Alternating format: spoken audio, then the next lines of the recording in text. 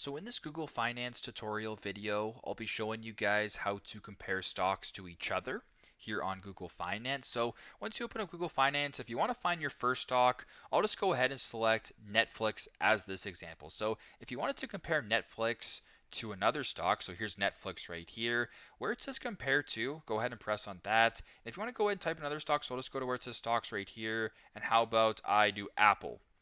Just like that. So once you're here, you can actually see the different comparisons between stocks. So you can kind of see the different lines here. So in blue, it's Netflix. In yellow, it's Apple, just in regards to its gains, its subtractions throughout a specific time. So if you want to change this to 5 days, 6 months, max, etc., you can kind of compare different stocks to each other. If you want to get rid of it, you can press on X right here and then compare it to something else. So if you wanted to go Tesla, for instance, you can do that. It works the exact same way. So very simple, very straightforward.